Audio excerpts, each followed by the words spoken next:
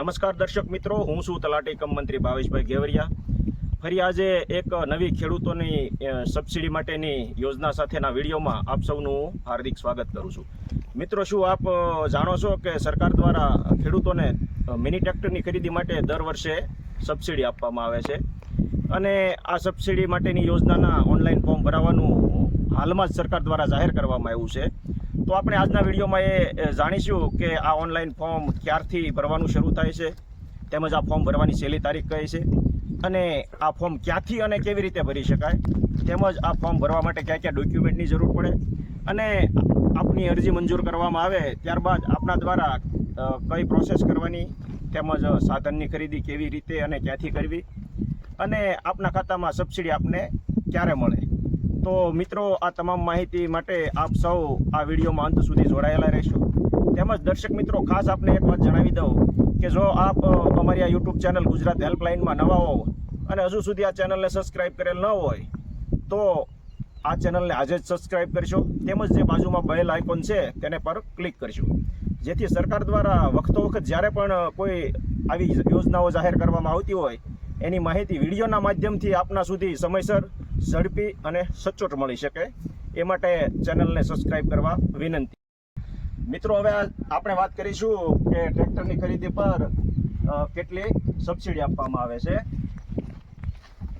તો આપણે જણાવી દઉં કે SC/ST વર્ગના ખેડૂતો માટે કુલ ખરીદીના 75% અથવા તો ₹1,25,000 આ બંનેમાંથી જે ઓછું હોય તે સહાય સ્વરૂપે ચૂકવવામાં આવે છે.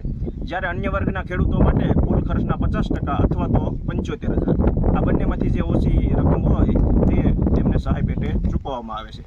આ ઉપરાંત દર્શક મિત્રો, આપને જણાવવાનું કે આપ ટ્રેક્ટરની સાથે મિની ટ્રેક્ટરની સાથે મિની રોટોવેટર અથવા તો કલ્ટિવેટર લેવું ફરજિયાત છે અને આ બંને સાધનોની ખરીદી પર પણ આપને સબસિડી આપવામાં આવે છે. તો હવે આપને જણાવું કે મિની રોટોવેટર પર કેટલી સબસિડી આપવામાં આવે છે. તો મિની રોટોવેટરમાં SC/ST વર્ગના ખેડૂતોને કુલ ખર્ચના 75% અથવા તો 60,000 આ બંનેમાંથી જે ઓછું હોય તે તેમને સહાય પેટે ચૂકવવામાં આવે છે. જ્યારે અન્ય વર્ગના ખેડૂતોને કુલ ખર્ચના 50% અથવા તો ₹40,000 આ બંનેમાંથી જે ઓછું હોય તે ચૂકવવામાં આવે છે. અને હવે વાત કરું કે કલ્ટિવેટરની ખરીદી પર કેટલી સબસિડી આપવામાં આવે છે. તો SC/ST વર્ગના ખેડૂતોને કલ્ટિવેટર એટલે કે દાંતીની ખરીદી પર ₹15,000 અને અન્ય વર્ગના ખેડૂતોને કુલ ખર્ચના 50% અથવા તો ₹10,000 આ બંનેમાંથી જે ઓછું હોય તે ચૂકવવામાં આવે છે. આ ઉપરાંત દર્શક મિત્રો, આપને જો ટ્રેક્ટર ન લેવું હોય અને માત્ર આની ટ્રોલી એટલે કે લારી લેવી હોય તો એના માટે પણ આપ ફોર્મ ભરી શકો છો. એના માટે કુલ ખર્ચ SC/ST વર્ગના ખેડૂતો માટે કુલ ખર્ચના 75% અથવા તો ₹60,000 આ બંનેમાંથી જે ઓછું હોય તે, અને અન્ય વર્ગના ખેડૂતો માટે કુલ ખર્ચના 50% અથવા ₹40,000 આ બંનેમાંથી જે ઓછું હોય તે સહાય સ્વરૂપે આપવામાં આવે છે. દર્શક મિત્રો, આ ઉપરાંત જો આપે પાણીનો નાનો ટાંકો ખરીદવો હોય ટ્રેક્ટરની પાછળ જોઈન્ટ કરવા માટેનો, તો એના માટે પણ આપ ઓનલાઈન ફોર્મ ભરી શકો છો. એમાં પણ SC/ST વર્ગના ખેડૂતોને કુલ ખર્ચના 75% જે ઓછું હોય તે, અને અન્ય વર્ગના ખેડૂતોને કુલ ખર્ચના 50% અથવા તો ₹40,000 આ બંનેમાંથી જે ઓછું હોય તે ચૂકવવા પાત્ર થાય છે. દર્શક મિત્રો, હવે આપને જણાવવાનું કે આ ટ્રેક્ટરની ખરીદી માટેના ઓનલાઈન ફોર્મ ભરવાનું ક્યારથી શરૂ થાય છે અને એની છેલ્લી તારીખ કઈ છે. તો મિત્રો જણાવવાનું કે તારીખ 27/3/2026 થી તારીખ 26/4/2026 એટલે કે કુલ 30 દિવસ માટે આ ખેડૂત 2.0 પોર્ટલ પર આ ઓનલાઈન ફોર્મ ભરાવાનું શરૂ છે અને એ આ ગામના VC એટલે કે કોમ્પ્યુટર ઓપરેટર જે ગ્રામ પંચાયતમાં હોય છે તે, અથવા તો કોઈ ઓનલાઈન સાયબર સેન્ટર હોય ત્યાં પણ આનું ફોર્મ ભરી શકો છો. દર્શક મિત્રો, જો આપ અથવા તો આપના સંતાનો ટેકનોલોજી બાબતે જાણકાર હો તો આપ જાતે પણ મોબાઈલ થકી આ ખેડૂત 2.0 પોર્ટલ પર આ માટેના ફોર્મ ભરી શકો છો. મિત્રો, હવે આપને જણાવવાનું કે આ ઓનલાઈન ફોર્મ ભરવા માટે કયા કયા ડોક્યુમેન્ટની જરૂર પડે. તો જે તે ખેડૂતના 7, 12 અને 8, તેમજ ખેડૂતના આધાર કાર્ડની નકલ, તેમજ તેમના બેંક પાસબુકના પ્રથમ પાનાની નકલ અથવા તો કેન્સલ ચેક અને એક ચાલુ હાલતમાં હોય એવો મોબાઈલ નંબર. આટલા ડોક્યુમેન્ટ લઈ અને આપ આ માટેનું ઓનલાઈન ફોર્મ ભરી શકો છો. મિત્રો, હવે જ્યારે જે તે સરકારી વિભાગ પાસે જે સમય મર્યાદા દરમિયાન આવેલી અરજીઓ છે તેમનો ડ્રો કરવામાં આવે છે અને આ ડ્રોમાં આપની અરજી મંજૂર કરવામાં આવે તો તેમને SMS મારફત જાણ કરવામાં આવે છે અને આ આપને પૂર્વ મંજૂરી મળેલ ગણાય.